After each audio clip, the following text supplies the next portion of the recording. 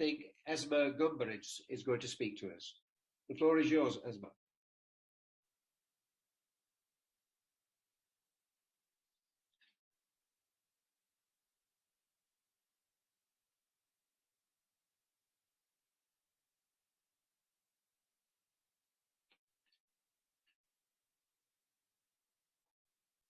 You are muted. Accept the invitation, please. Oh, I thought I did. Good morning and good afternoon and good evening, everyone, depending on where you all are. As we are speaking about inclusion, I also will not mention only specifically disability-related aspects, but also issues that are relevant for other social groups on both the school, vocational, and higher education levels.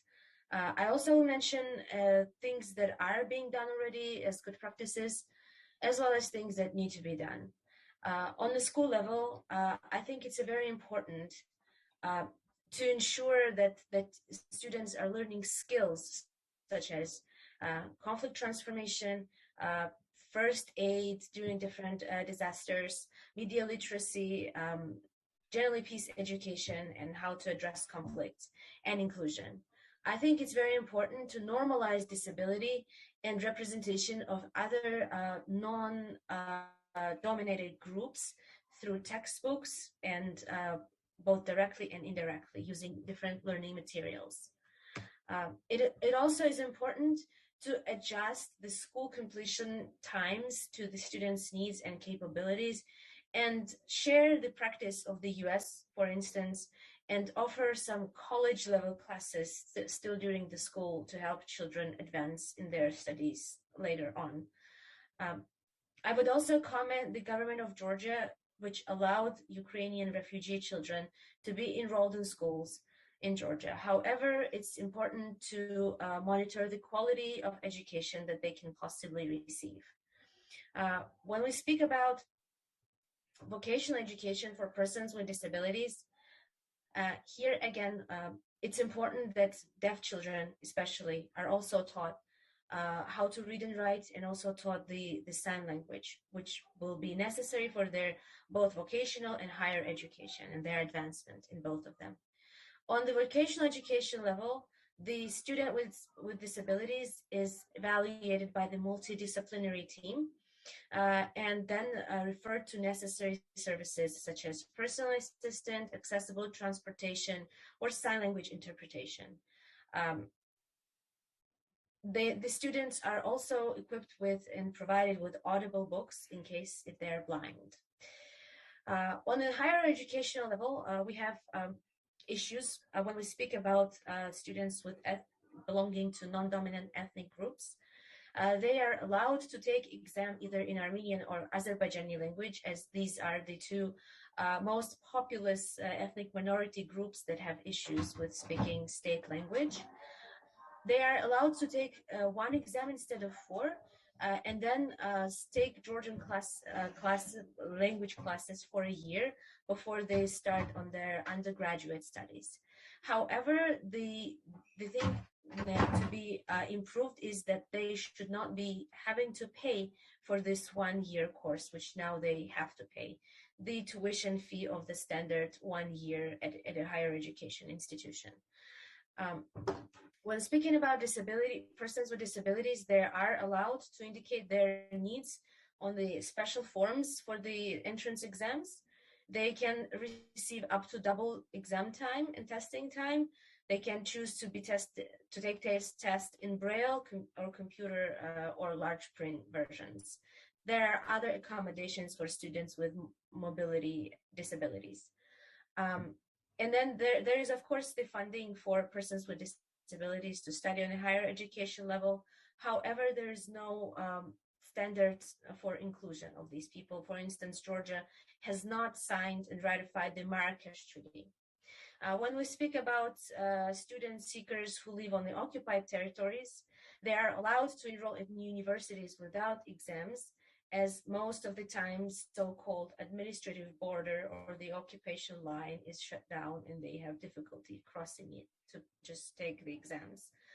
However, needs of the students who might have actually graduated from specialized schools that are located on Georgian-controlled territories were not considered in this program, and this actually caused discrimination to some of those students. When we speak about higher education level, again, most of the time, accommodating persons with disabilities depends on the goodwill of a given university here in Georgia. In opposite to the best practices of the European countries, where there are different accessibility departments that consult students with disabilities, help them talk their needs to the professors, also equip them with necessary assistive devices, or redirect them to services such as personal readers or personal assistants or sign language interpretation, and so on. I would want to stop here, as there are a lot of things that need to be improved, and the best practices need to be really taken into account.